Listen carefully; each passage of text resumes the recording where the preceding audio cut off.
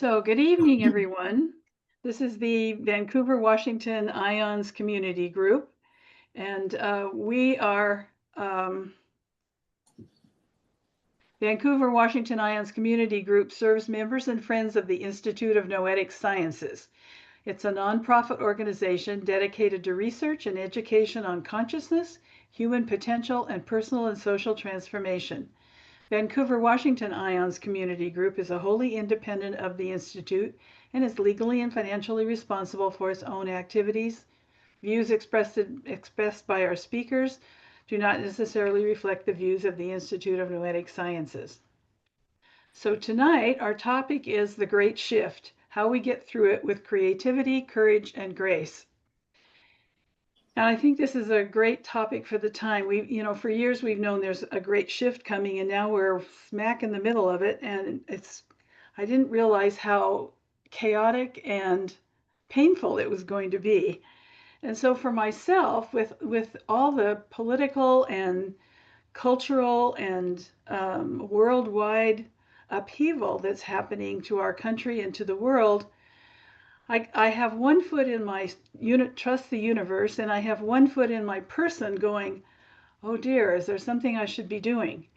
And do I just let this happen? And on the other side, I'm going, well, trust the universe. And so I invited Ruth Miller to come and talk to us again. She's has degrees in anthropology, environmental studies, cybernetics, and system science. Ruth worked as a futurist and organization and community development consultant while serving as faculty and administrator in several colleges and universities. In her second career, she earned the Doctor of Divinity degree and is an ordained New Thought minister, serving unity, science of mind, and Unitarian churches. She's written over 24 books on the history and power of applied metaphysics and dozens of reports on historical they might have been hysterical too, I'm not sure, on historical trends and future impacts of present actions. She hosts a radio program called Noetic Moments, discussing the science of consciousness. She also hosts the TV show New Thought Roots and Branches, is a regular contributor to the Divine CEO magazine, and manages several websites and a YouTube channel to provide broader access to her writing, interviews, classes, and presentations. As of this year, she's begun her third career as president of Emerson Theological Institute, providing ministry training and advanced degrees in New Thought spirituality and consciousness studies. Ruth integrates new understandings of consciousness and culture in a way that the rest of us can understand. So I'm very happy to welcome Ruth Miller back to our program, to our group, and take it away, Ruth. Wow. Thank you. Thank you. Several of you have heard variations on my thoughts on this subject over the years. A few of you have helped to generate some of my thoughts on this subject over the years. And so if you see something that's repetitive, sorry about that. It's part of life. But I was having a marvelous time because what I was going to be doing this weekend got canceled. Excuse me. There we go. Playing with some of my materials that I've used before and realizing I have to modify them. So you're going to see some modified materials, and I'm going to periodically stop and invite questions. But it's a slideshow with far too many slides because I had too much time to play. So do the slideshow thing. Oh, this is always fun. There we go. And there we are. Can everyone see this? Good. So when we talk about what's going on in the world, I find these 4 questions to be very helpful. First of all, what's unfolding in various ways, and what are the processes and pressures that are pushing that? Then what is emerging in all of that? And most importantly, what do we intend for ourselves and beyond? Even though it looks as if the world is doing things that we have no impact on, if we don't see the answers to these questions, we will feel that's how we will feel lost. But if we can see the answers to these questions, we can move forward. So I'm going to present the idea of alternative futures, and my apologies to Oliver, because he and I were working on this way back when I was a young graduate student. And someone developed while we were in the middle of all of that, this idea of a cone of probable futures. And the idea is that there are quality of life factors, and there's resource consumption, and there's time. And over time, different scenarios are possible based on what's in place now. So at any given time now, there would be a set of scenarios. Years ago, I only had 3 scenarios. About 15 years ago, I added the 4th one, which is the green scenario.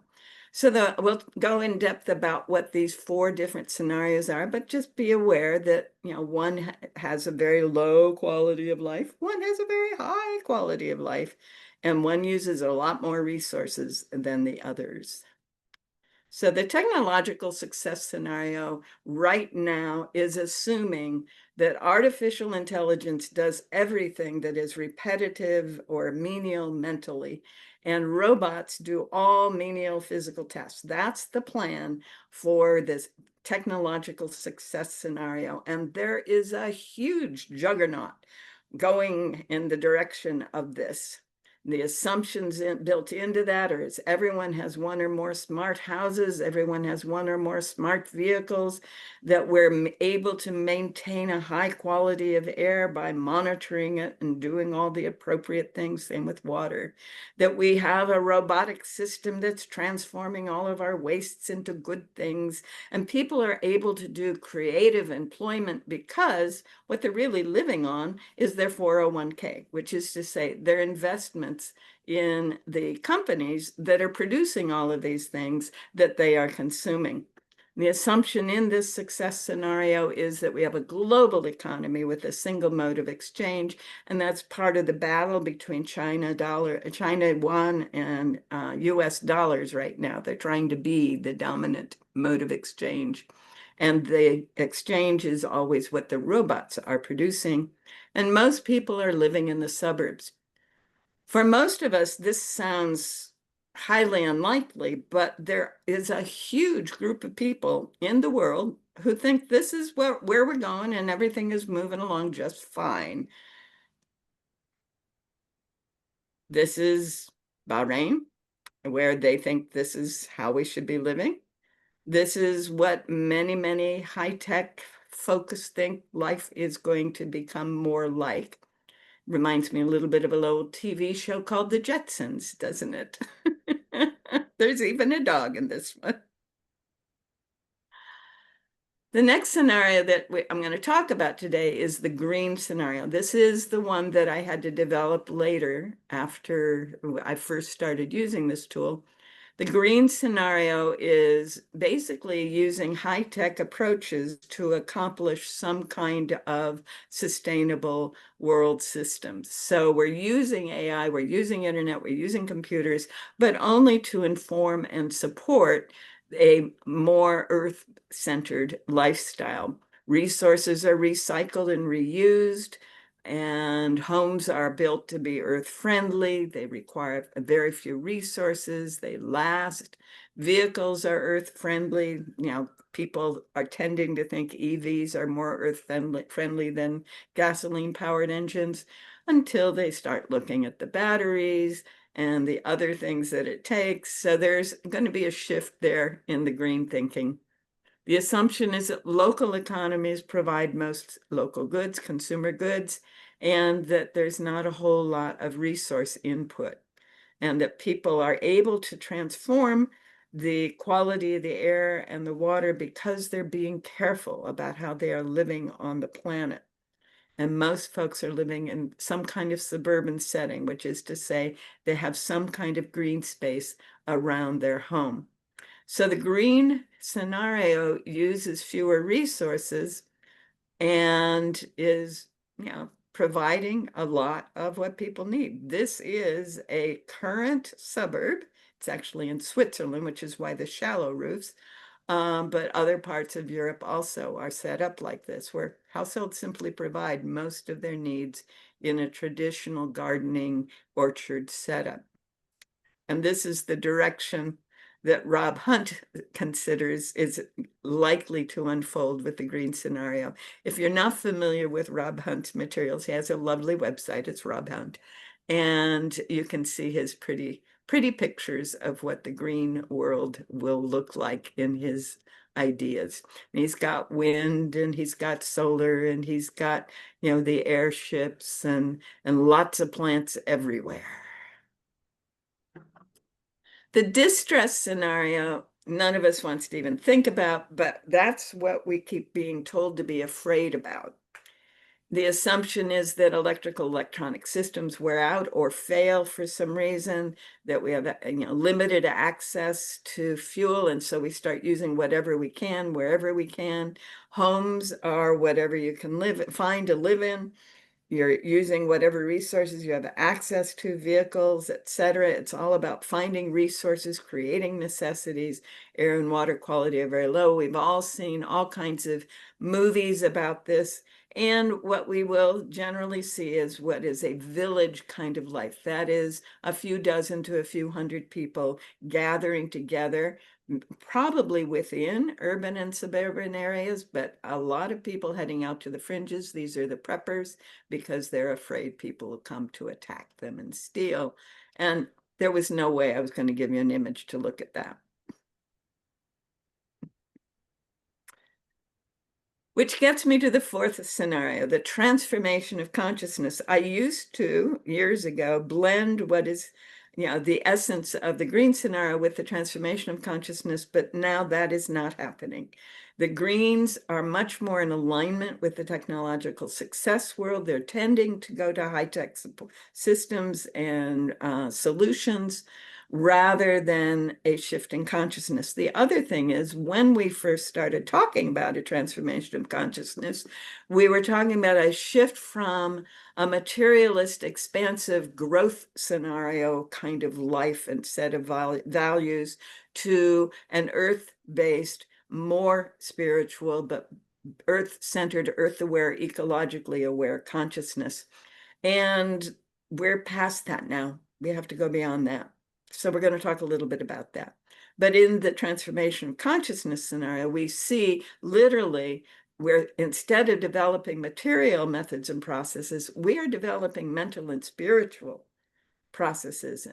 And we generally consume very, very little in our homes because, well, we're doing in more inner work and we don't need as as one great comic used to say, we don't need to paste sandwiches all over our body to solve the hunger issue, which is the equivalent of what we do when we're acquiring resources or buying things to solve our spiritual issue.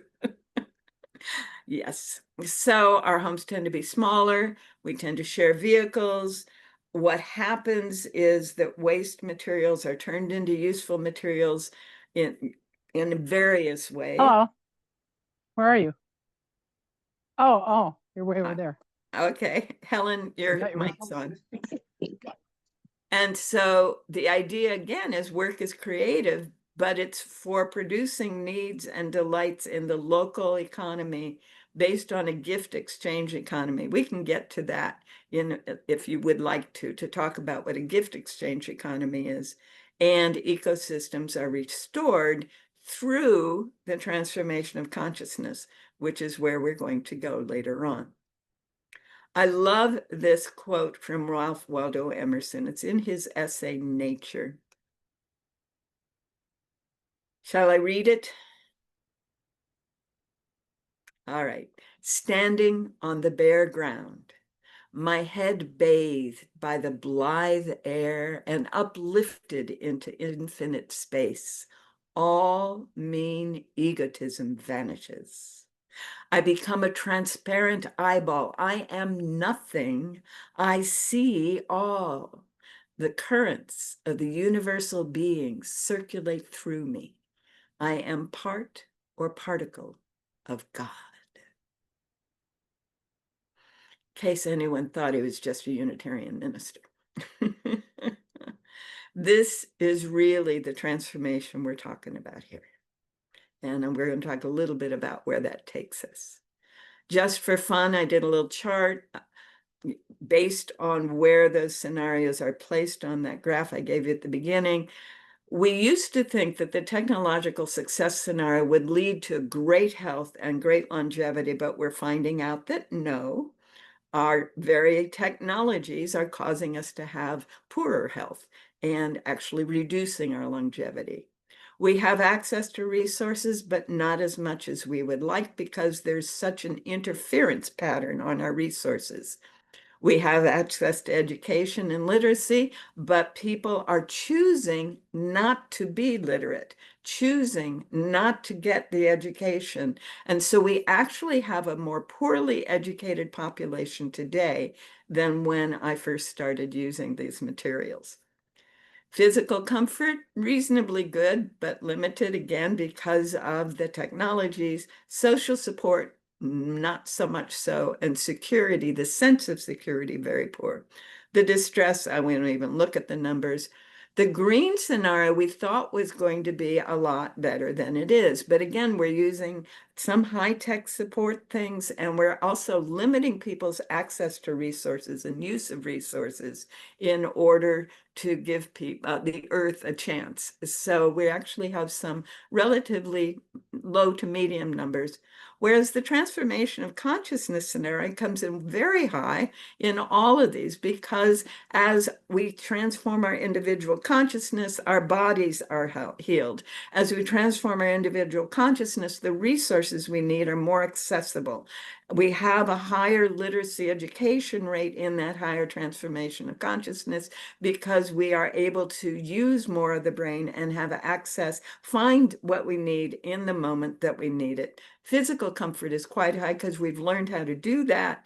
Social support is high because of all kinds of things that come along with that we'll talk about later.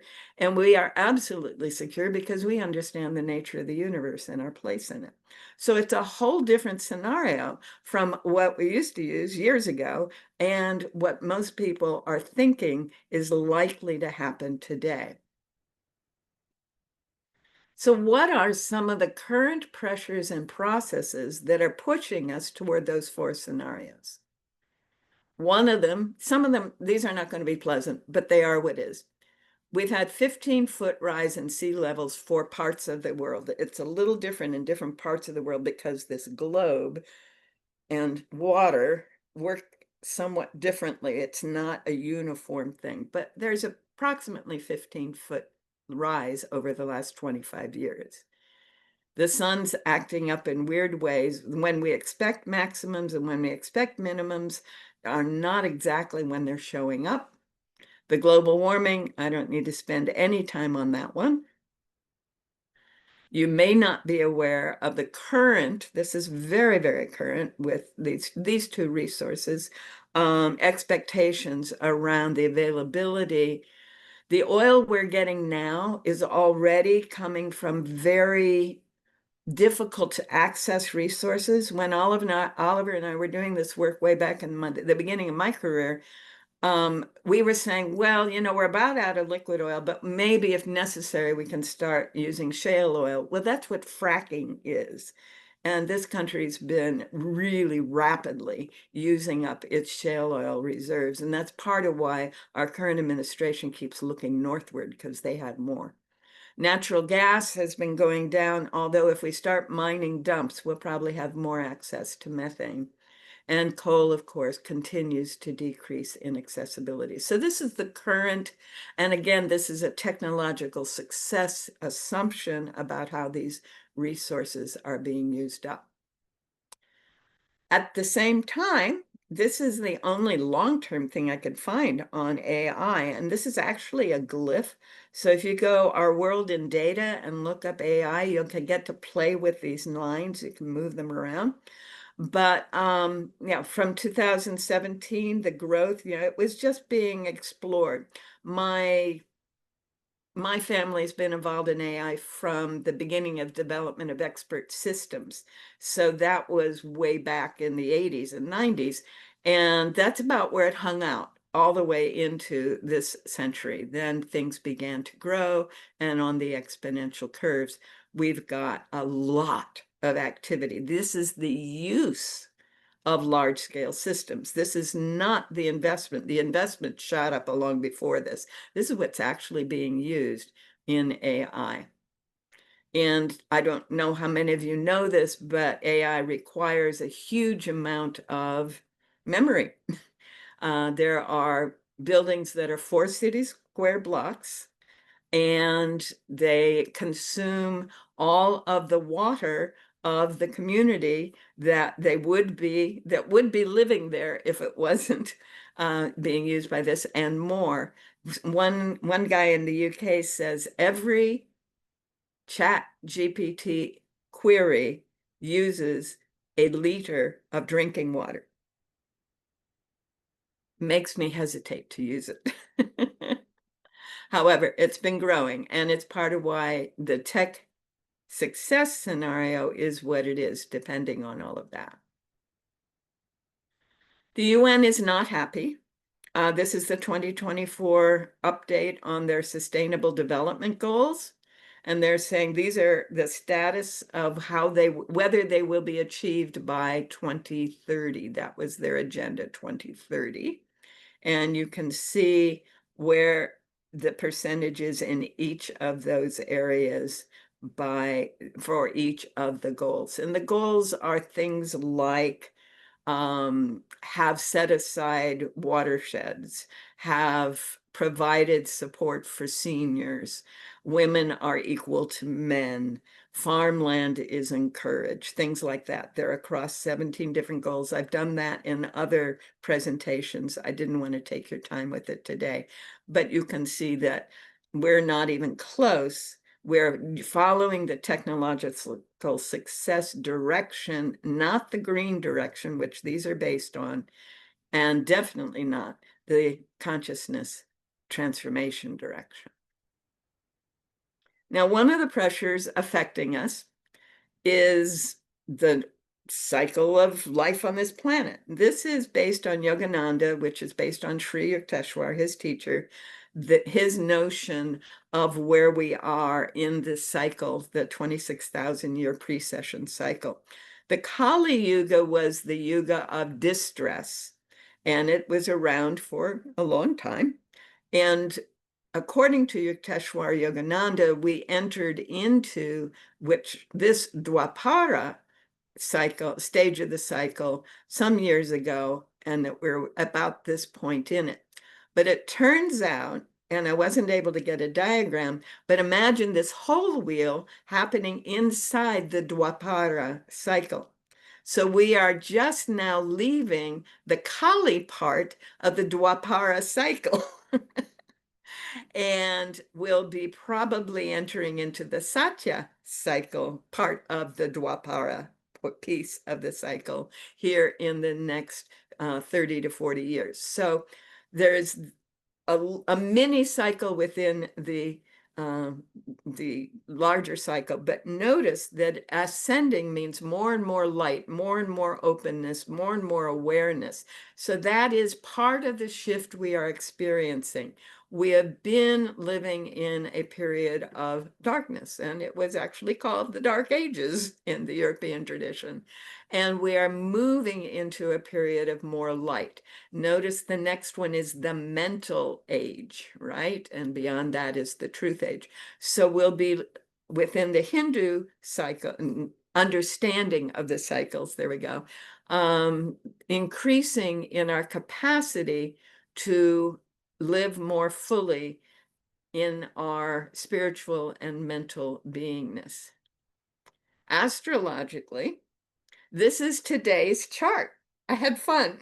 I went ahead and did the chart for today. And I'm fascinated. If you look over here, we have this beautiful, beautiful map, and they're all over on this side. Here's a different version of the same chart, not so many pieces. And you can see that there's this marvelous process going on where almost everything is in one area of the chart. When we see Pluto, Neptune, and Saturn as they are currently moving back and forth between Pisces and Aries, they're going back and forth up here, okay? What is happening is that major structural changes happen. And what happens is what was hidden, that's where Neptune and Pluto come in. Saturn is about structure. And Neptune and Pluto is about the hidden processes and the deep spiritual and emotional processes. And they are coming up, the Aries being very active and Pisces being very emotional, etc. So I am not an astrologer, but I do play here every now and then. And if I'm looking at what are the pressures and what are the processes that are affecting where we are, I can use astrology as an indicator of what's going on inside us, because the fundamental principle of astrology is as above, so below, and as below, so above. So whatever is going on here, we will see in the planets, and whatever we see in the planets is what's going on here. Not that they make it happen. That's very important to understand. But this is a way to understand what is happening in the world today. Another pressure on us is the pressure of prophecy. The historical prophecies drive how people think and act. They also have an energetic force of their own, because there was something in place that was moving in this direction that a prophet picked up on and other people are supporting now. So the prophecies actually contribute to whatever is going on at any given point. I'm not going to go through all of these, but these are all relevant to what is happening today. The ones I will focus on are John's Revelation, which is what is driving so much of the Christian church right now.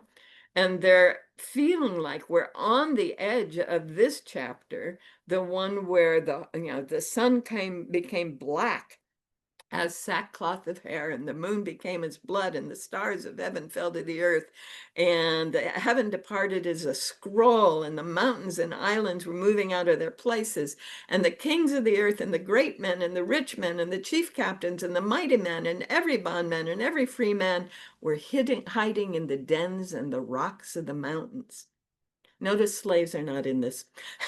But all the important people have found a place to hide. All right. And the great day of wrath has come. So that's the 6th chapter of John's Revelation. And that is a huge part of what the Christian minority, it's only about 18% of the Christian world, is putting a lot of energy into seeing coming. Then they want to see this happening, chapter 21. And he carried me away in the spirit to a great and high mountain and showed me the holy city of Jerusalem. Now, in my world, when we read any kind of scripture, we read it literally, we read it historically, but we also read it metaphorically. And the meaning of the word Jerusalem, Salem, is shalom, peace, and Jeru is place or location, center. So the place of peace comes down out of heaven with all the glory, her brilliance like a costly stone of crystal clear jasper. And then there's the river of life, clear as crystal. And then there is the throne. And then there is the tree of life. And it has 12 kinds of fruit, different fruits every month. And then it says, there shall be no longer be any night, and they shall not have need of the light of a lamp or the light of the sun, because the Lord God shall illumine them, and they shall reign forever and ever.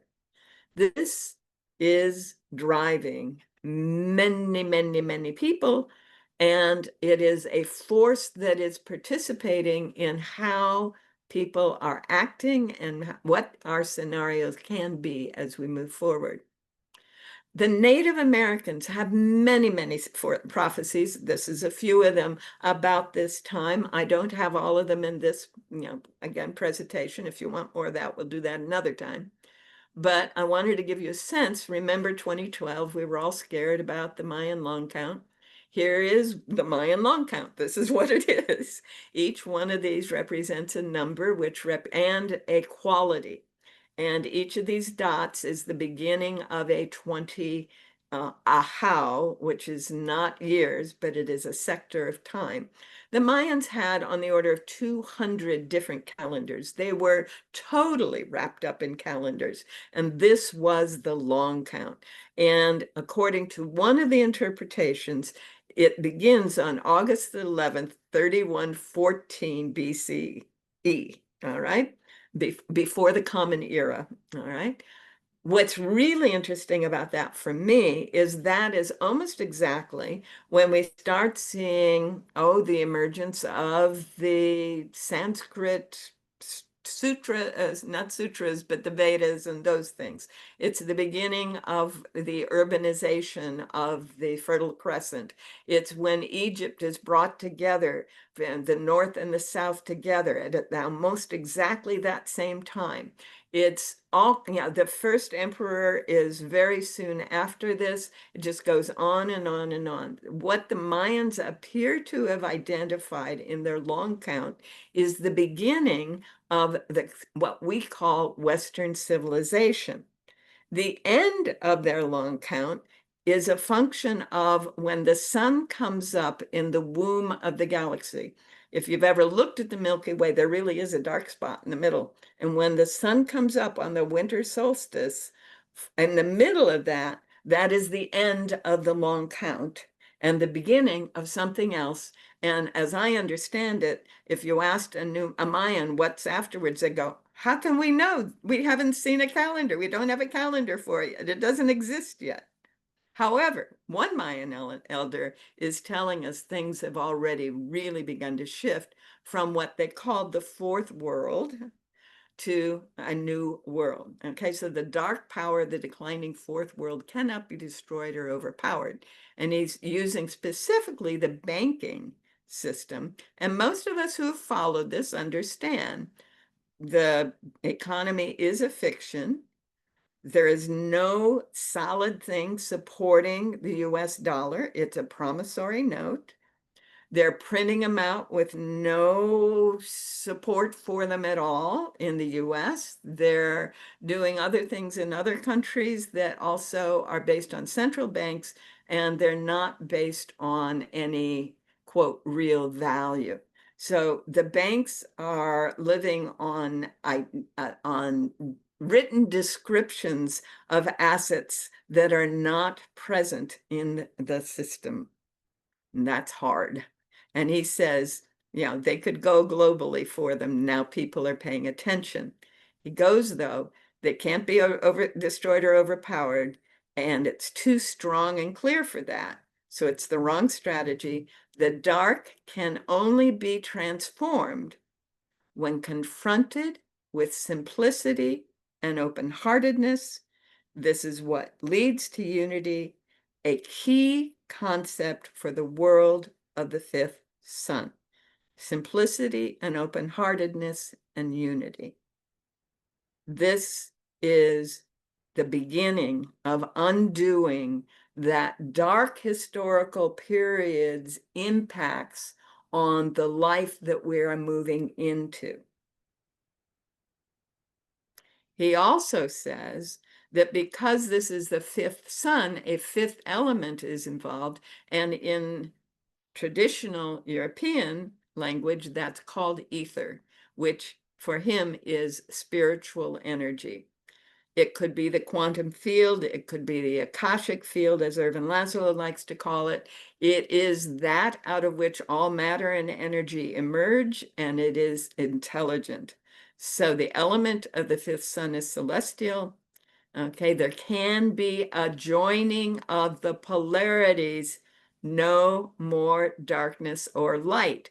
Oh my goodness, we start seeing a little bit of overlap between what the indigenous peoples are saying and what the Christian Bible has been prophesying.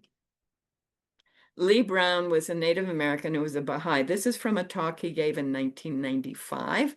And this is one of my favorite things. This is a kind of a confirmation that Native American prophecies have some value. He says, they said you're going to see a time when the eagle will fly its highest and the night will land on the moon. Then, clear down to the Quechuas of South America, when they heard those first words, "The eagle has landed," in 1969, they knew that was the start of a new era. Within 7 days of the time the eagle landed on the moon, the Freedom of Indian Religion Act was introduced in the US Congress. That had to do with the use of peyote in Indian ceremonies. But oh my goodness, how is that for prophecy? All right, so the Hopis have a prophecy. The Hopi prophecy is many, many layers, but this is the part people remember. This is a scratching in a stone, happens to be on a very sacred site where the winter and summer solstice make a blade on the rock.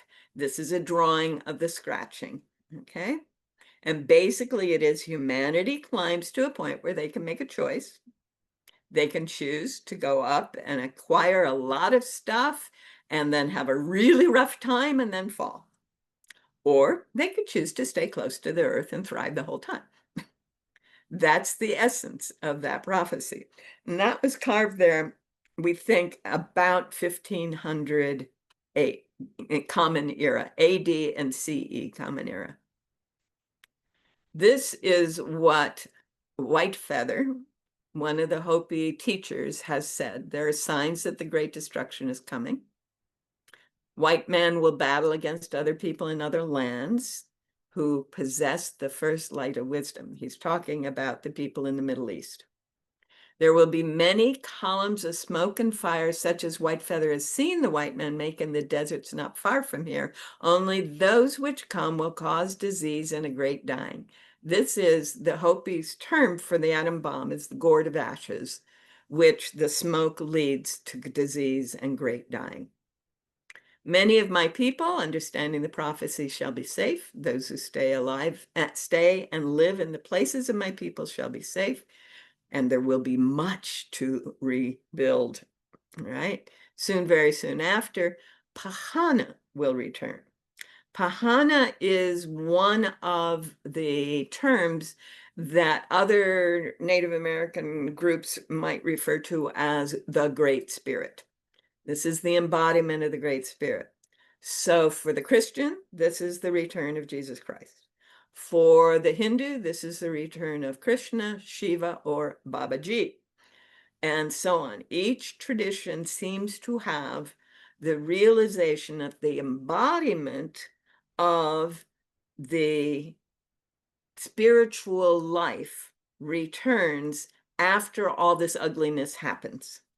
So that's part of the Hopi tradition. Even now the seeds are being planted, and they shall smooth the way to the emergence into the fifth world, the next world after this one. The Anishinaabe, who are the Ojibwe and the Chippewa and those people, this is a language group, these are the peoples, says the light-skinned race will be given a choice between two roads. It's kind of like the Hopi.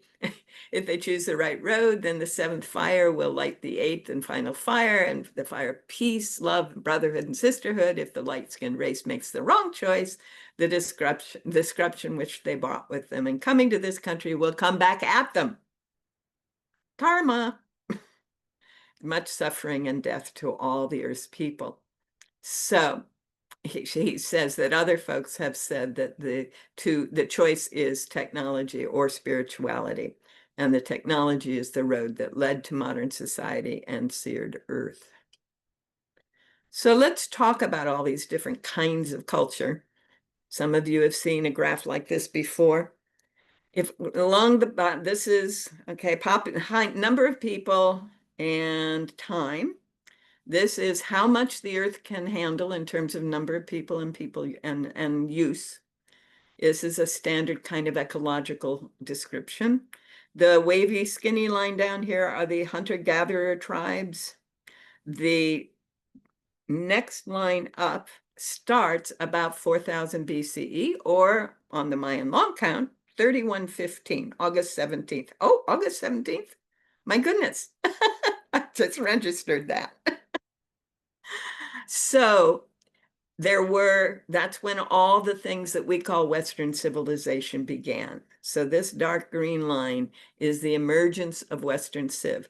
These little squiggly things tell you that this is by no means appropriate and accurate as far as dates go, okay? So we're back here a long time ago, then we come in about 4000 BCE, then 5,000 years later, about 1000 CE, something really interesting happened. It had to do with monasteries and kingdoms.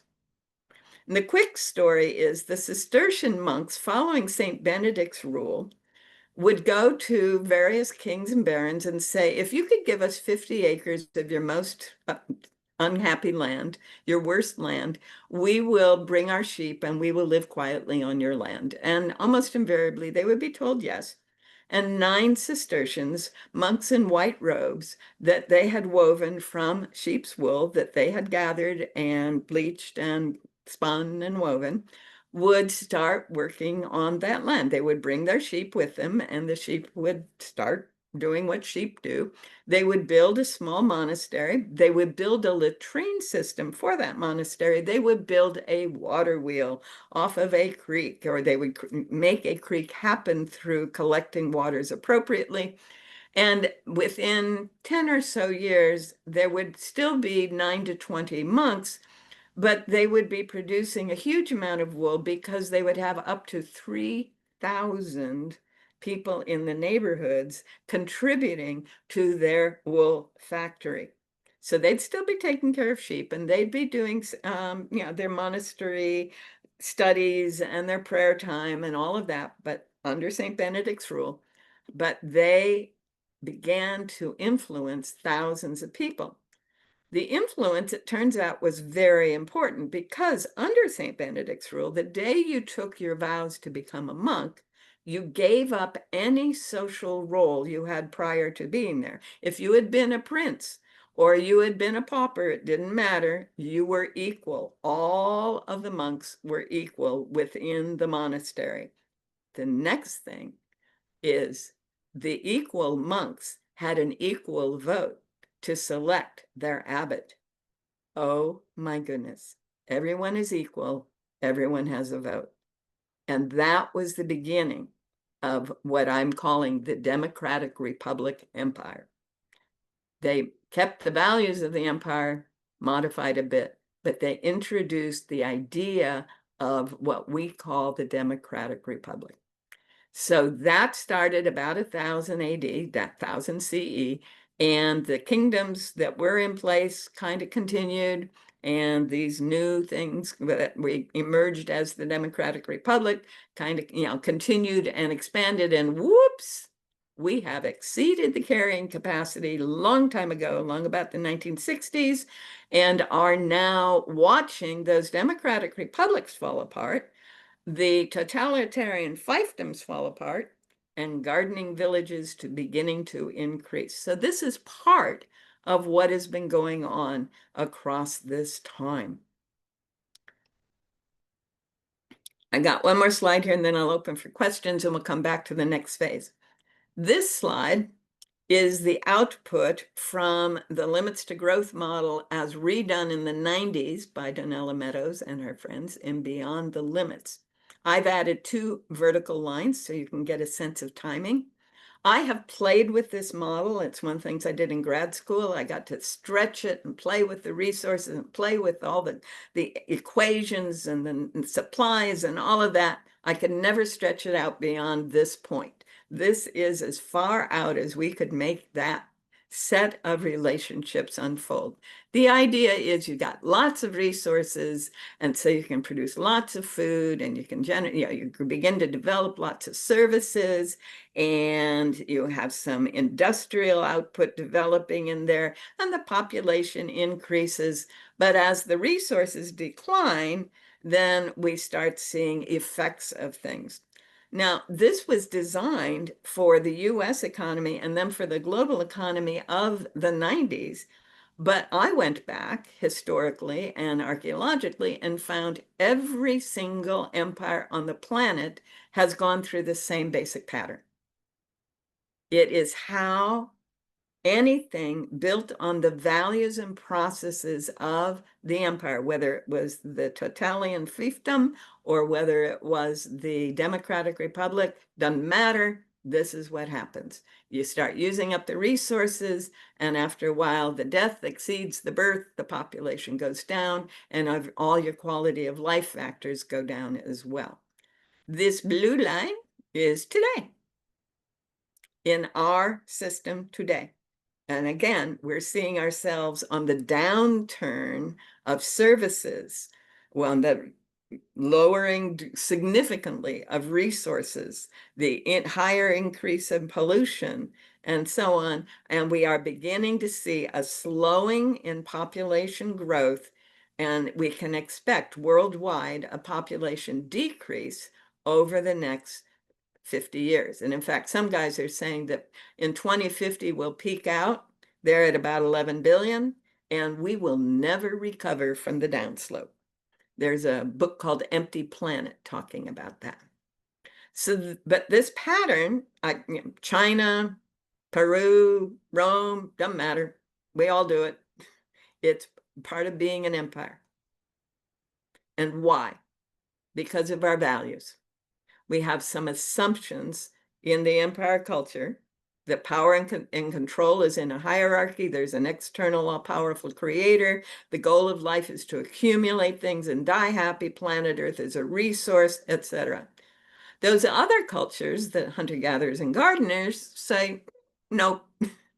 Their assumption is we share the power through communication, that there is an underlying, all-supporting nurturer present everywhere, that the goal of life is to accumulate wisdom and live happy. So we have two very different sets of values. Empire, ultimately, being destroying everything.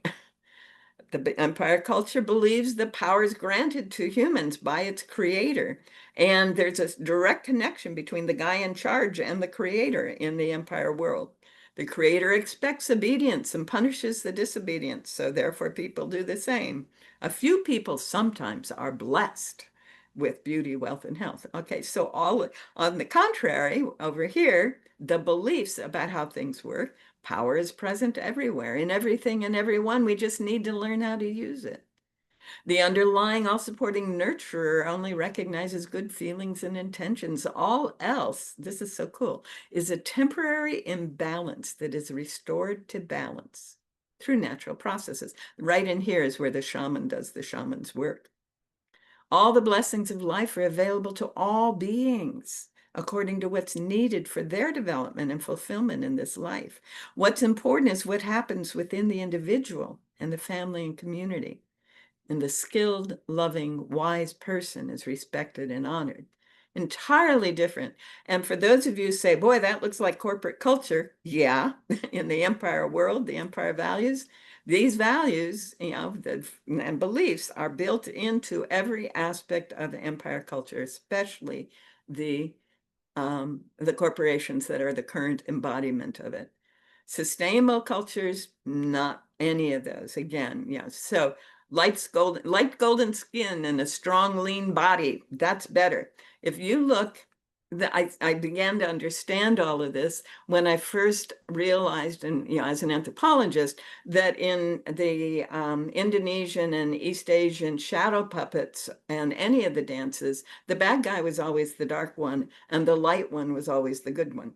And there's a whole lot of evidence supporting that within empires of all natures, no matter where they are on the planet, that light golden skin and preferably blonde or red hair is the perfect person. Dottie, you've got it fixed. You got it made in empire culture. Right? Okay, so we value those things. We value the large, expensively decorated home, expensive vehicle, large amount of money, recognized as important, using the latest technology. Oh my goodness, what we've done with our latest technology stuff, and then knowing important people. All of those are things that we value, which the sustainable cultures, the Earth Center counselors are going, you guys are crazy. how could you possibly value those things, right? Being able to acquire resources needed for fulfillment is good. Having and sharing an easy way to get places as needed is good. Being loved is good. Using the earth's resources wisely is good. So two very different sets of values on the planet right now. And what happens then when the empire deals with changes in the environment, we start trying to control the changes. We're going to seed those clouds. We're going to do whatever we can to change the Earth's environment, to make it fit our desires, right? And then we're going to figure out ways. We're going to install air conditioning, and we're going to do all kinds of things so we can keep up the way that we grew up as our normal way of living, which is to say, it's not the way our grandparents grew up, and that's not the way their grandparents grew up, but it's what we think people ought to be growing, living as. And then we always try to take over additional territory. And, some people are even trying to take over additional planets in this approach to living, right? And always, in every case, they lead to that high tech, we're producing a lot. Whoops. Well, let's try to fix it with green solutions. Whoops. It's all fallen apart scenario. This is what the empire approach leads to, where an indigenous approach coming from a different consciousness, not this consciousness, a very different consciousness, tends to observe and then identify disharmonies and restore harmony and adapt and only move on if essential for survival. One of my favorite stories is called Two Women. It's about Northwest Coast tribe that have to move on because the food supply just isn't there anymore. But there are two old women. I think it's actually called Two Older Women. And there are two that are just not going to make the trip. And so they have to leave a remnant behind. And the two women sit there for a couple of days and then they go, this is ridiculous. We know how to do these things. And they get up and start making a life for themselves. And after a while, a village forms around them. It's one of my favorite stories. All right. So today, given all the things I've said, I'm going to start the Cone of Probable Futures in 1965. And I'm going to say there was the beginning of a values change then. I'm putting the present here and 2050 here, where the full distress scenario would be according to the Beyond the Limits study. That puts the technological success scenario somewhere coming in the next 10 years if it's gonna, but it's gonna lead probably to the distress scenario. It also has the transformation of consciousness scenario well in place by 2050. So this is what I am suggesting we are facing at this point.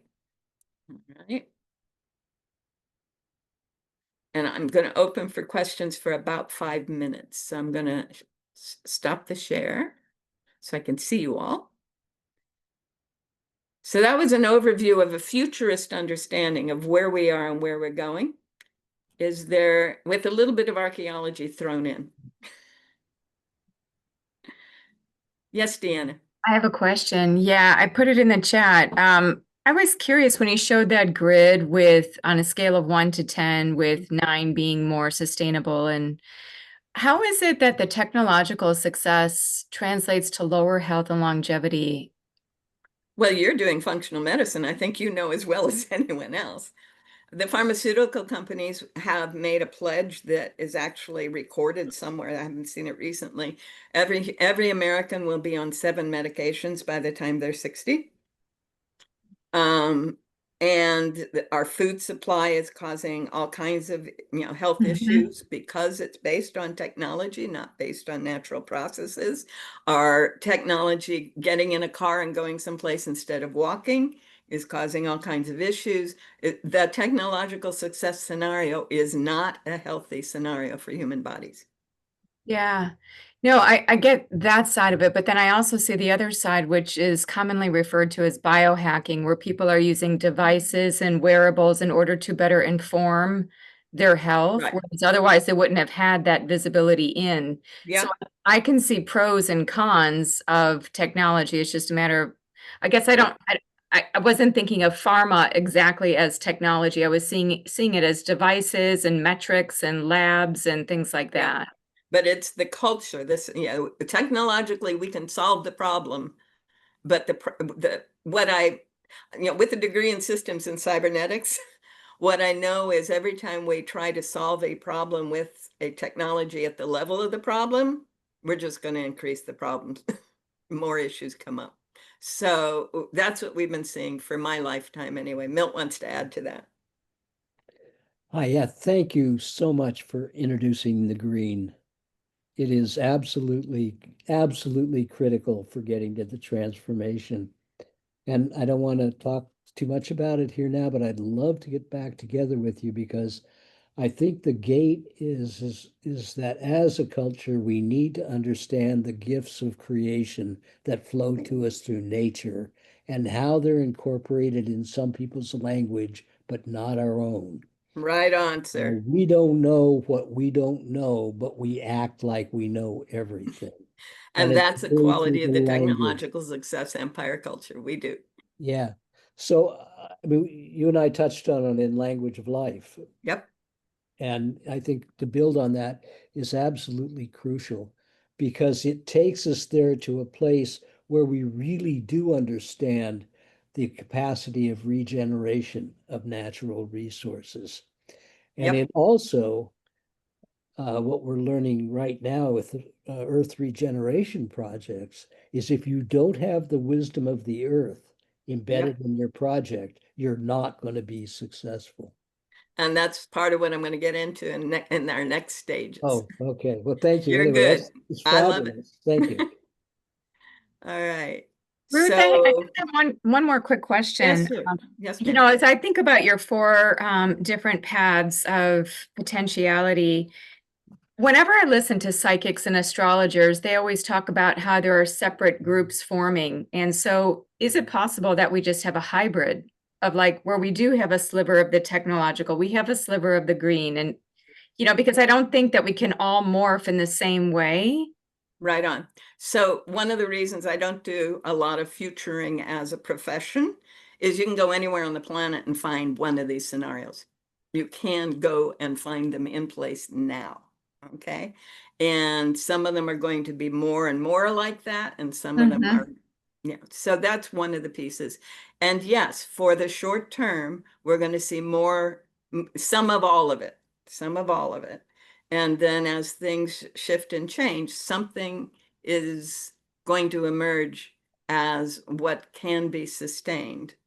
And it's not the technological success scenario, unfortunately.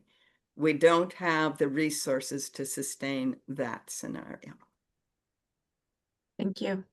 Mm-hmm. All right, I'm going to go back to the screen if you're okay with that.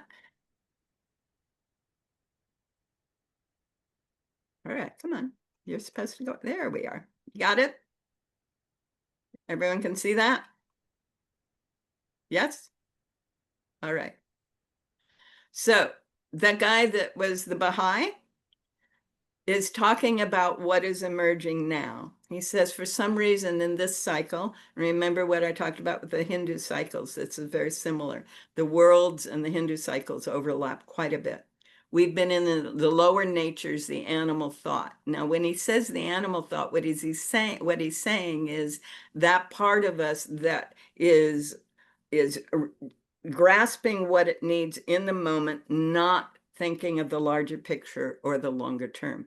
So he says, but now we're going into the human world. The mind is going to be opened up to the radiance of our own soul. And the cycle of the human beings is going to come back. Something so good is going to happen on the earth that it cannot even be described. The elders say it in different ways. They say, I love this, there will be grass at that time when they make that circle and bring the peace on earth. There will be blades of grass that have not quite come through the earth. Even they will try to push themselves up to be part of that day when the sun rises. The Cree people have a slightly different way to talk about it, but it's the same. This is entering this fifth world. This is entering the world where, a transformation has happened. And it says they would teach the peoples how to pray to the Great Spirit with love that flows like a beautiful mountain stream. I love that. They would be able to feel joy in solitude and councils. Once again, they would be able to feel joy. I love that too. All right, free of petty jealousies. Love all mankind as their brothers. Feel happiness enter their hearts. Become as one with the human race. Hearts pure and radiate warmth. Once again, fill their minds, hearts, souls, and deeds with the purest of thoughts. Seek the beauty of the Master of Life, the Great Spirit. Find strength and beauty in prayer and the solitudes of life. So some of the prophecies are saying we are moving in the direction of a transformed consciousness. What that looks like on my graph is that in 1965, some interesting things happened. They actually started in the 50s, but they really came to a head in the mid-60s. The idea of ecosystems entered into Western culture and modes of spirituality outside of the traditional religions.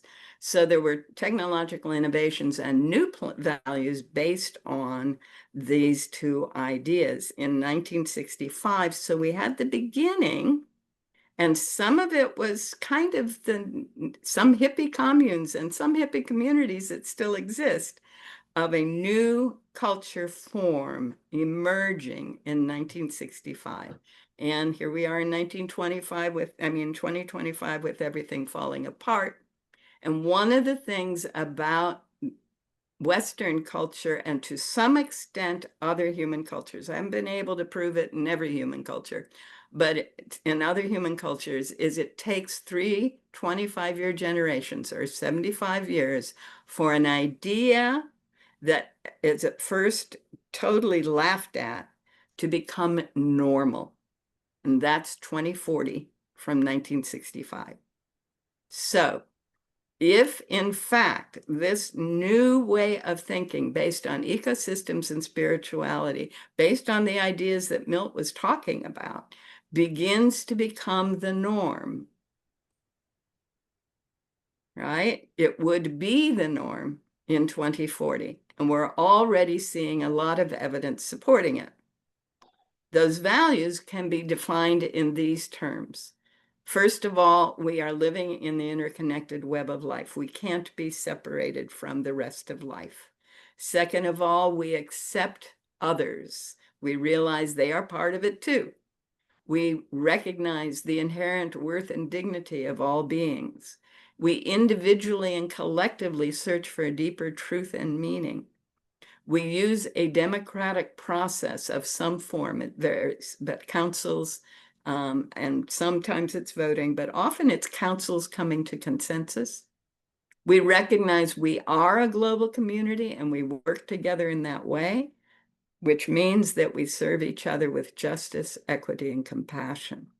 So these are the values that began to be clear in 1965, and they were actually written down as the principles of Unitarian Universalism in their convention. Just some examples of ecosystems awareness. These are things that have been out there, some of them 30, 40 years, some of them longer. The idea that there's an infinite cycle of growth and collapse and growth and collapse. The idea that we can use natural processes to clean our water. We don't have to have high-tech solution. And it turns out that water purifies itself given enough spiral opportunities. This is secondary treated sewage water going into a pond to be tertiary treated. It's already been filtered. This is the secondary treatment. That's what I'm trying to say in these little spirally creating fountain things. This is a forest stream. It's more polluted at the top, less polluted. It's clear at the bottom. Some guys created something where you use the river's current to funnel trash into a trash barrel. And the water wheel of the river's current runs the suction device that pulls it in. This is a solar water purifier. The black lid, you fill polluted water in the top, or I'm sorry, polluted water in the bottom. The black lid absorbs the heat. The heat then encourages the fresh water to be distilled, and you have distilled water in the top. And this is just the natural flow of water into a siphon. We start seeing people choosing to build homes using passive solar design, developing cool rooms, developing root cellars. We see the emergence of permaculture. This is 1972 was the first publication. If you want to follow up on different ways of applying it, there's a video series done on PBS in the 90s called The Global Gardener, and it is on YouTube. And there are many, many, many shows on people talking about applying permaculture design, caring for people, caring for the earth, sharing the wealth. We do all of this in a circular process that includes a design process that includes animals and plants in every household economy. When we're in the community in Europe, they're starting to have no waste shops. There's no bags, no packaging, nothing. You have to bring your own container. In some of the Americas, they're combining the root cellar with a place to get groceries. And of course, farmers markets. People are rethinking their roads. This is recycled plastic bits. Let me go back there. Being heated up in India's sun. The women are making sure the edge is smooth, and the man is raking it out. This is fun as a way to transport people. And again, this is going to be a closed system where the horse's manure is being used to fertilize the field that the horse eats from, right? All over India, this is common and will be more common because these things are going to be less and less present. So we're rethinking our roads and our transportation systems around the world. Schools become a place where kids are actively engaged. I love this, that in Japanese schools, the kids don't have a janitor, they are the janitor. They clean up after themselves, and the schools believe it teaches respect, responsibility, and emphasizes equality. There's no lower class person being the janitor here. And getting kids involved in the natural experience, getting kids involved in their cultural experience, getting kids working together to build things. Gardening for food is part of going to school. Started about 20 years ago, and it's growing worldwide. Decisions have been made locally forever, and some places they're going back to that instead of electronic solutions. For more and more resources on this subject, I strongly encourage you to go to Elaine Cornick's ebook, Hiding in Plain Sight. She has over 200 links to evidence of this new culture emerging. And then if you go to her blog on the Cultural Butterfly Project, she also is starting a Substack site, postings, there we go. And she is constantly documenting new people, new places, new projects that are thinking and acting and showing up in ways that are regenerating earth and culture. She sometimes shows up at these talks. Then we get the whole new ways of thinking that showed up in the 1965. This is a more recent comment because Google did not exist then, but some questions can't be answered by whatever other resources. You have to go inside. And the Beatles were part of what brought that shift, and the Beatles music is part of what is part of this shift. We began to have a spiritual awakening. Some of that was because the new physics explains the bodies, all of matter, and all the universe as basically energy showing up in form, and where everything is entangled and everything is one. This is a biologist, Bruce Lipton, saying that. The idea that the body is essentially energy, radiating energy, taking in energy, and that those energy systems the energy system of the body has subsystems within it. And there's a lot of scientific evidence, materialist evidence supporting the energetic systems of the body, as well as the Hindu and the Tibetan Buddhist and the acupuncture approaches. The spiritual awakening also took us into the power of thought, probably in part because of the recognition of the energetic nature of things. But keep in mind, Edgar Cayce was saying this back 100 years ago, reality is built out of thought, and our every thought begins to create reality. Some of you may not be familiar with Masaru Emoto's water crystal work. It hasn't been exactly replicated, but there's a new woman doing some work with water crystals. And the Stuttgart Aviation Institute discovered that when they were checking on hydrophilic and hydrophobic materials, the shape of the water drops and the patterns in the water drops were different depending on which lab assistant created them, put them on the slides. So there's a direct relationship between how water shows up and the people and the thoughts associated with it. This page, the white page there, is a page out of the book Space, Time, and Beyond by Fred Wolf and Bob Tobin. And basically they're saying, you want a ham and rye? It's a function of your thoughts. Vibrations of thought patterns in specific harmonies structure all matter.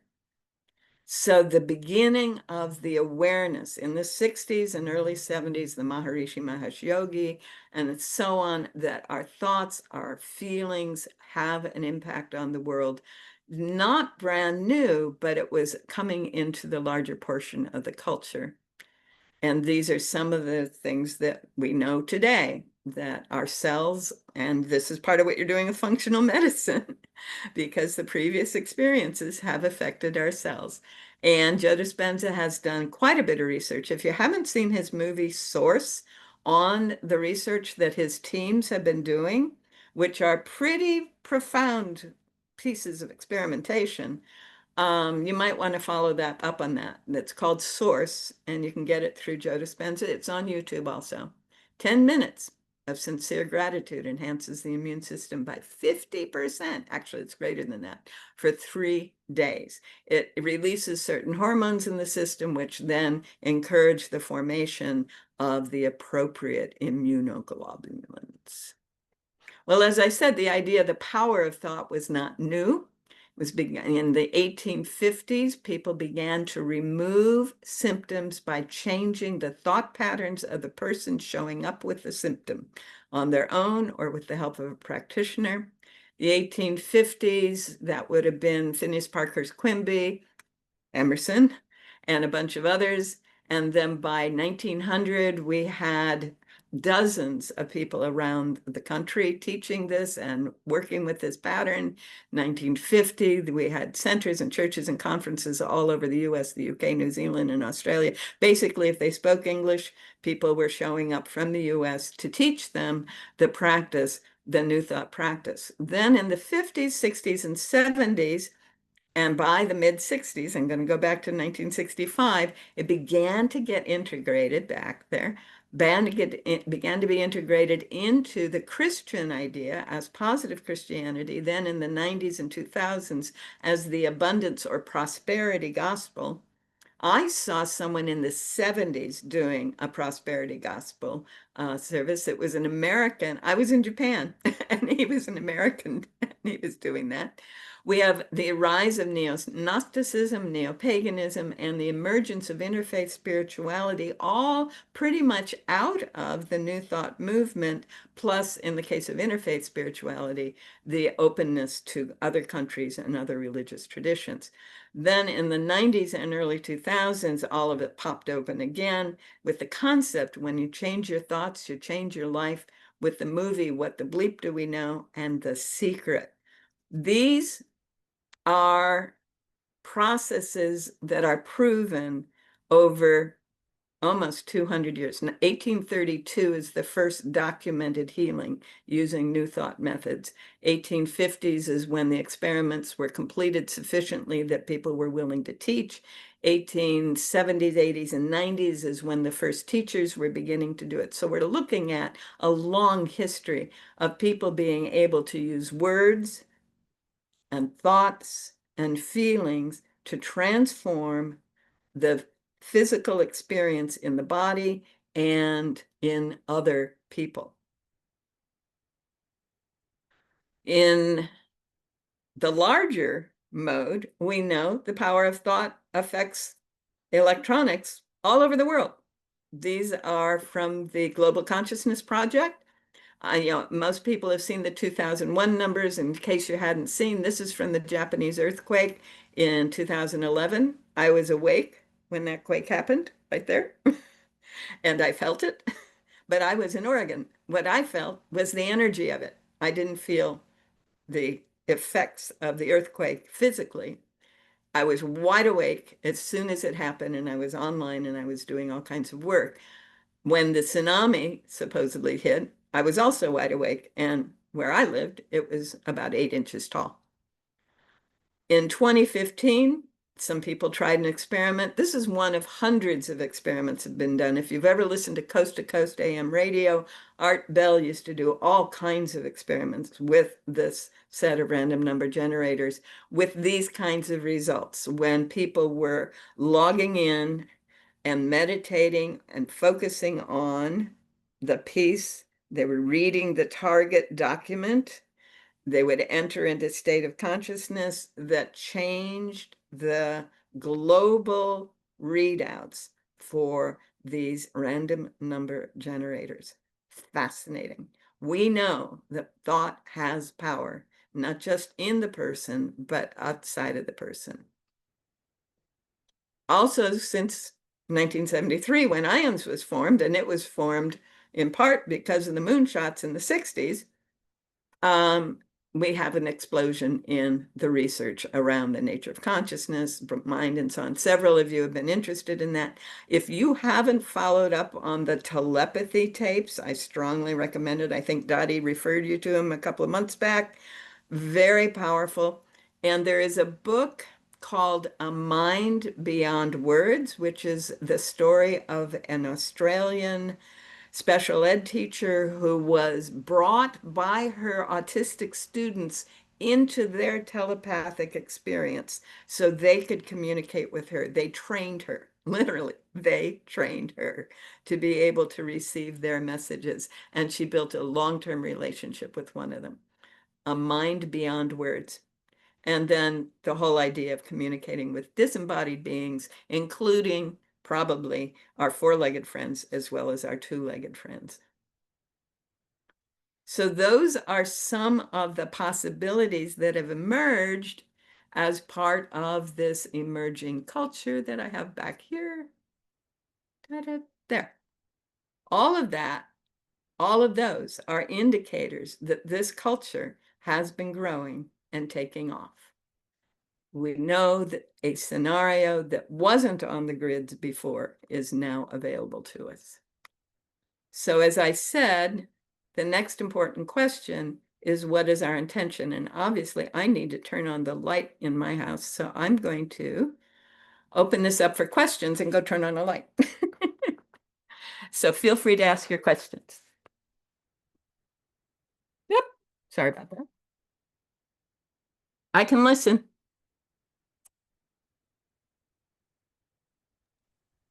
Anyone have a question? I have a comment that I thought was very interesting. She mentioned the telepathy tapes. And what I learned in the telepathy tapes was that these non-speakers would gather together in a space and have conversation. And in order to access that space, you had to be in a space of open-heartedness. Otherwise, you couldn't get in. And I just thought that was... Yeah.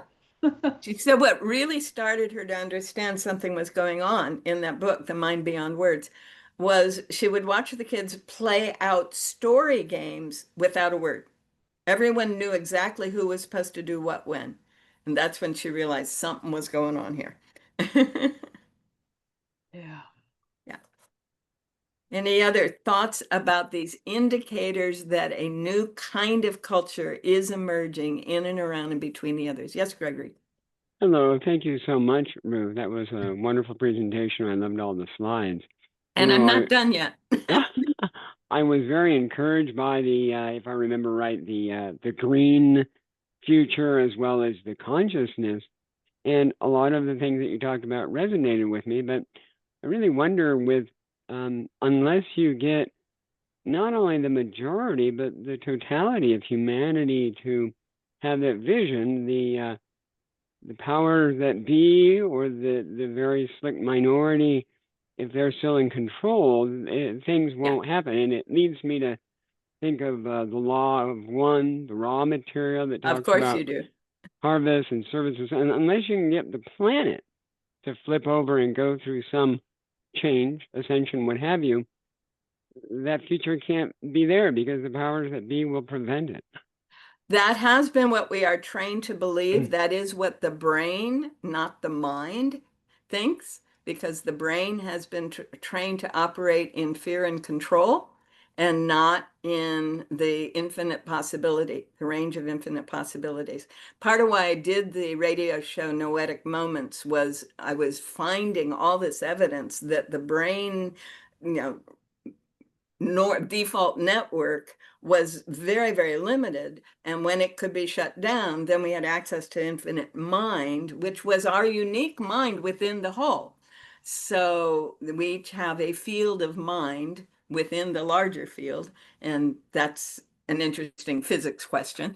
And it feeds the brain. The brain only allows what it's been trained to receive. And so the issue that says someone is going to prevent us is part of the brain's conditioning and programming, not part of what the mind knows. So would you like to go ahead and see where we're going? Yes. Okay, thank you. I so appreciate that you're paying attention and engaged this much. That's great. All right, so first we have to go with the intention. Intention is huge in all of this. All right, where did I put? Oh, there we go. So this is my intention. Hi, I've had this picture for maybe 20 years now. I just love it. I want those principles that we have to be within the context of the knowing that it's one people, one planet in a creative process that is playing out in many different ways, all within an eternal, an infinitely eternal field that is loving intelligence, loving as in working always for the betterment, the full development of all parts and the whole. We call that in New Thought the good. So I also want to see sustained happiness. And this is from Sustainable Happiness by Sarah Gelder and the Yes folks. And then this is kind of an interesting grid on the subject of, or a way to think about happiness. But happiness is increased when sharing, intimacy, discovery, creativity happen, and the self is honored. And in our old culture and most of our programming, very little of that is allowed, much less encouraged. So the new culture is saying we're doing more sharing, we're encouraging intimacy. As I'm watching my children and my grandchildren and their relationships, intimacy is fundamental to their relationships, and it was abhorrent to my parents' relationships, right? My parents' generation.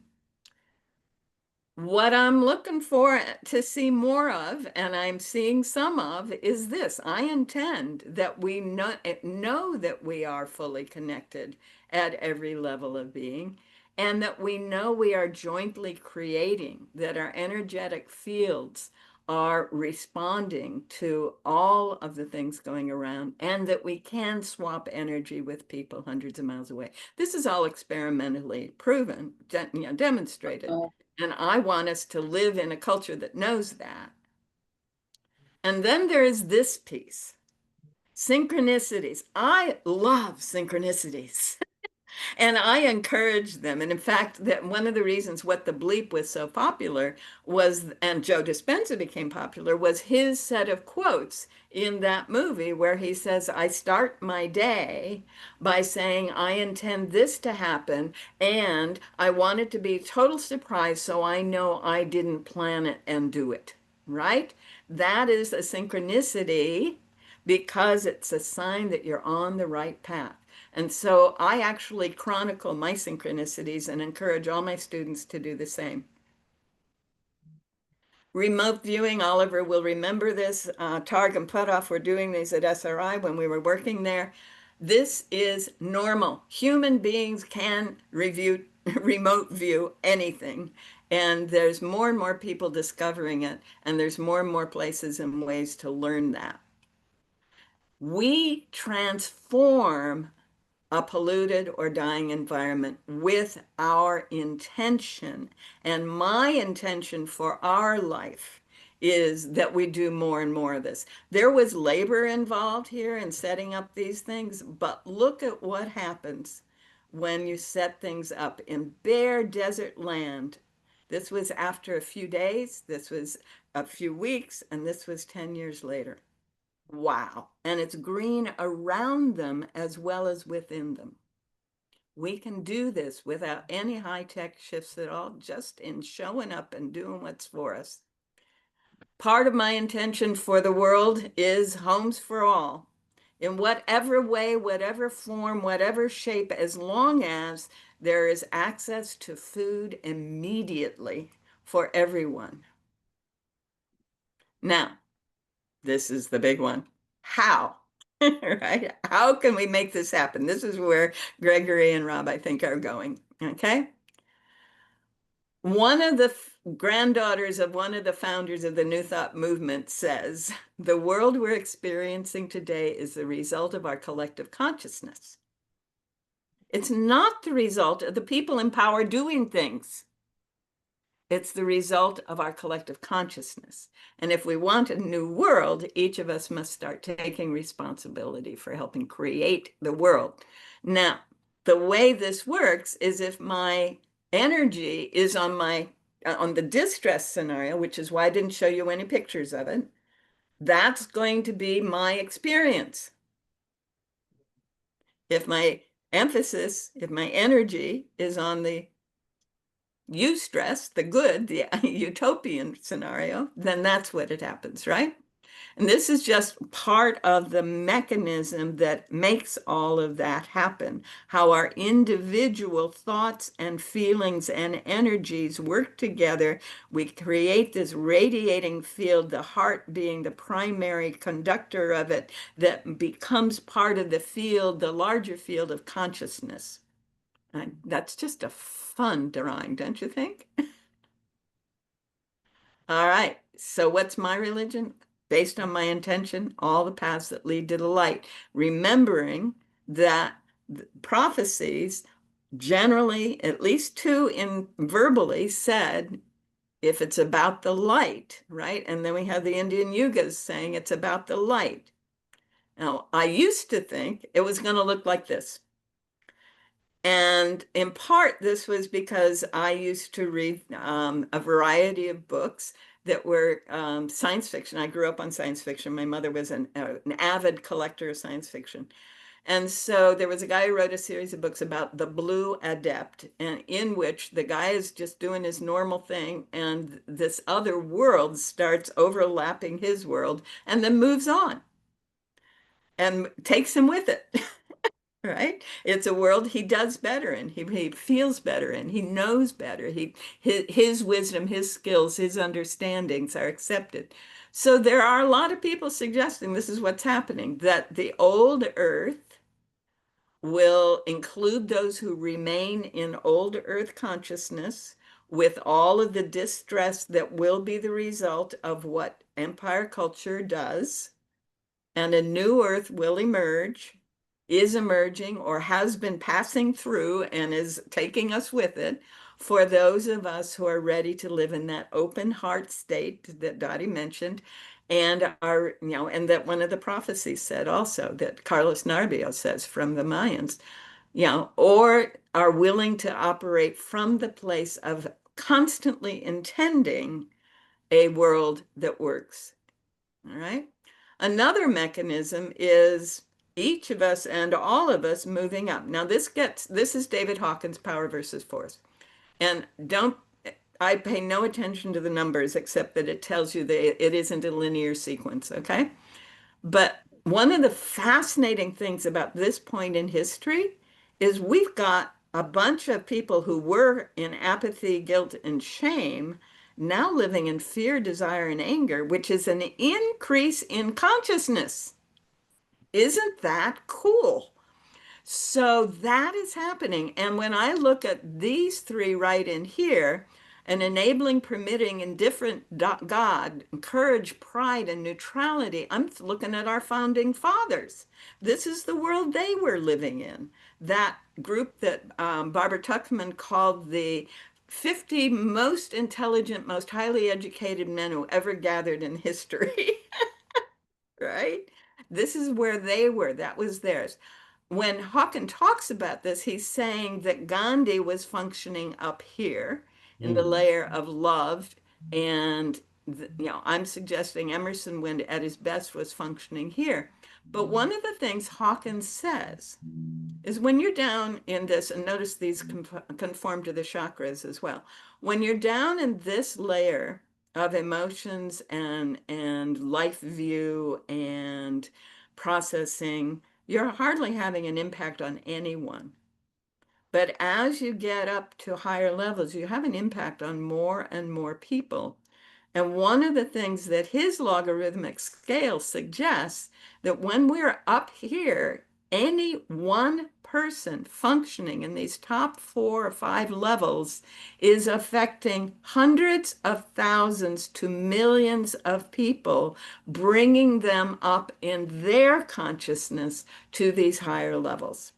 And as I look at Gandhi's life and history, and I know it well because my grandmother was one of his spokesperson, he was able to hang on up here through the independence of India, and then he began to fall back into fear, when he was feeling concern about the Muslims and the Hindus and their interactions.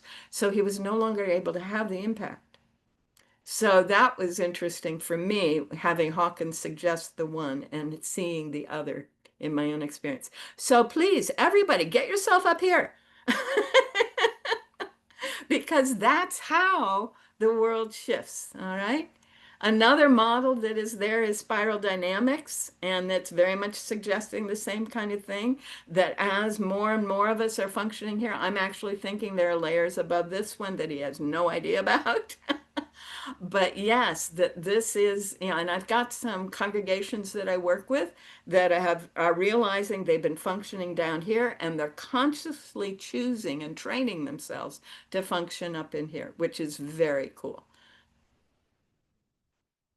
Then we get back to where Emerson was. Individual transformation, individual mystical experience where we know we are part or particle of that universal being and power, which then is the essence of what New Thought calls spiritual mind treatment. Our first step is to recognize that it's all one, that it's one power, one presence, one wisdom. The second is to know that we are one with that power, the absolute power of all that is, and that our world is constantly reflecting to us who and what we are being. And so as we know this and feel this, back to that diagram back there about our feelings going out into the world, as we know and feel this, we see the world begin to shift and change, and we accept that those appearances are just that. That's part of why I love and quantify and track synchronicities, because it's telling me what my state of consciousness is.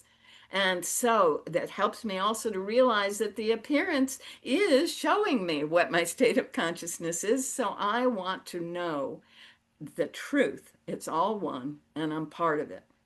And nothing except the one can exist. Everything else is a function of my own thoughts and feelings.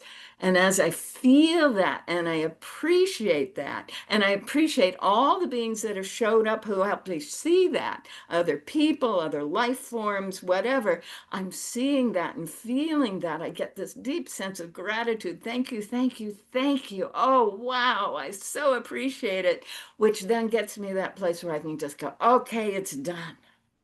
I have to feel it's done. I have to have seen it done. I have to know it's done before the treatment is complete. And this is how I have transformed situations like, broken bones, financial problems, organizational issues, a few things like that, doing this process. And I think what's the mechanism is all of the above. Where are we coming to? We've been that. This is who we are. Consciously aligning and creating life. This is the world that we're aiming for. Knowing our experience is a function of what we believe, we're going to accept that only human behavior is illogical. The world doesn't have to fall apart to come together in a new way. We have to let go of the belief that that is so. Tom Bender did. We've reached the end of time. This is not doom, nor the end of all. It is merely replacement of the inconsequential by the eternal and timeless. It gives us everything we were too timid to believe was possible. There's some resources if you want them. And I'm done.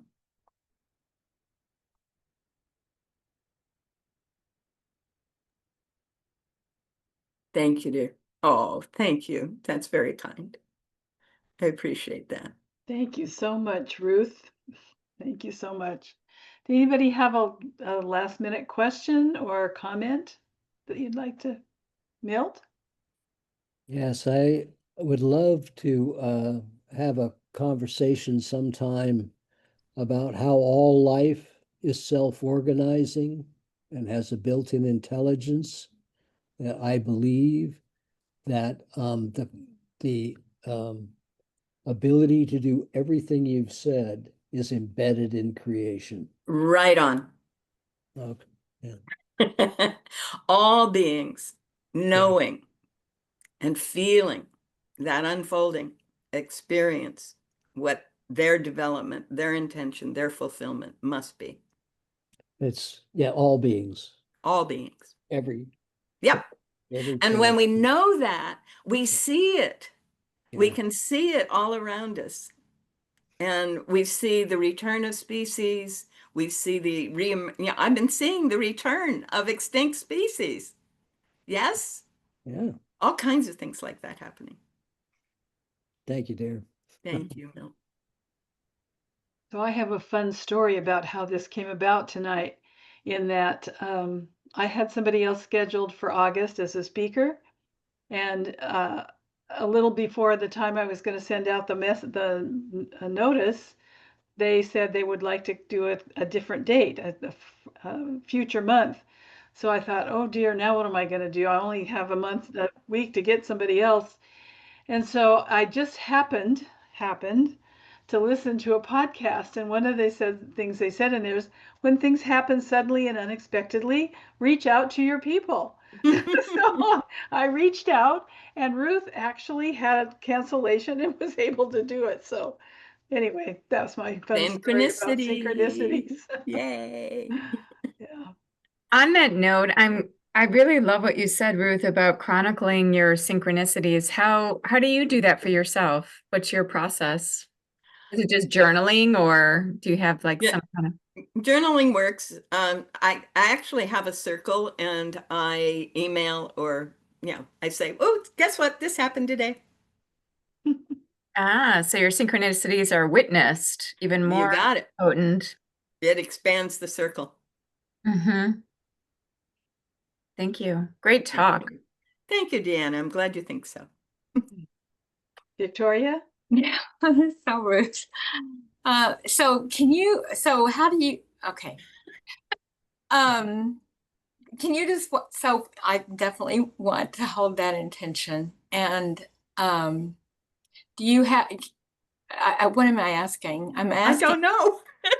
um, getting myself more on the path. Like, you wake up in the morning and you start just like baby step, like what do you see? Okay. Wake up in the morning and be absolutely grateful for everything wonderful. This comfortable bed, this comfortable space, the fact that you got some sleep. Stretch your body, feel the bones, feel the wonderfulness of this marvelous body you live in. That's how you start. And, as you get up, one of the things I had to do to become healthy was to learn to listen to an inner guide and only do that which was joyful for me. Literally, only do that which is joyful. So I didn't get out of bed until it was joyful to get out of bed. I chose only the clothing. In fact, this was like, this is the color today, right? That kind of thing. Each step of the way, choose what is in alignment with the heavenly world. And that's another way to think of it. We're talking about heaven and earth joining, so there is no longer separation between the experience of living on earth and living in heaven. It's all one. Thank you. Billy likes that.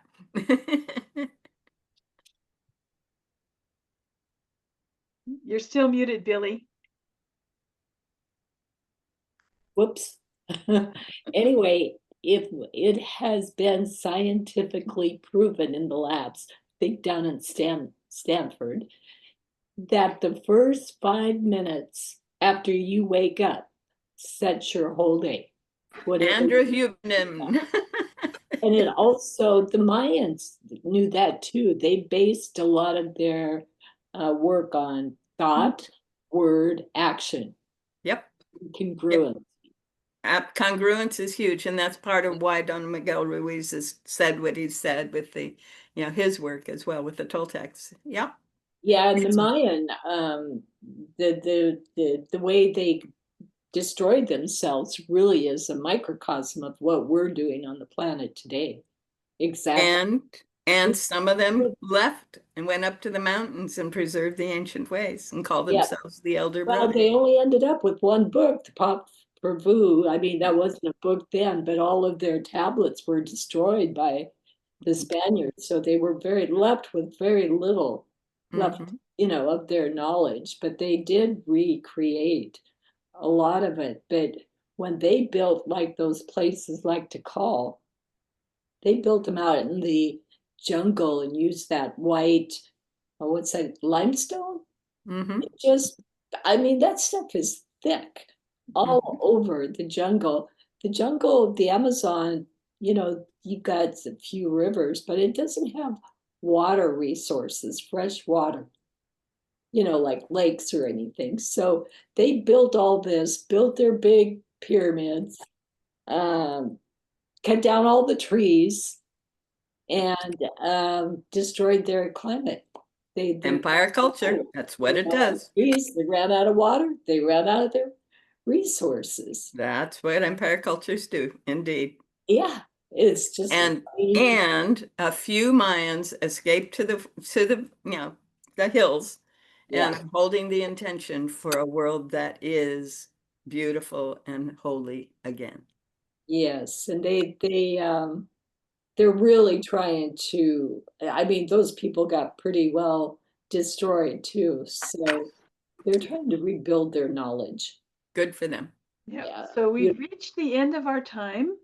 And I just really I'd like to ask if Ruth could let us know what links there are to the things she's written about tonight's presentation.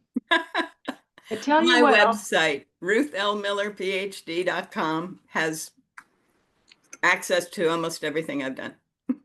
And I'll be sending out a link to the recording, and I can include some of those links for you. Yeah, please do. Thank you. Great stuff. Thanks, Ruth. Thanks, Dottie. Thank you, Ruth. Thank you, everyone, for coming and participating. Thanks, Dottie. Great to see you all. Thank you so much, Dottie, for doing this one more time. Thank you, Dottie. Thank you, Ruth. Thank you, Dottie and Ruth. All. This was amazing. Hi, Heather. Good night, everyone. Good night. Good night.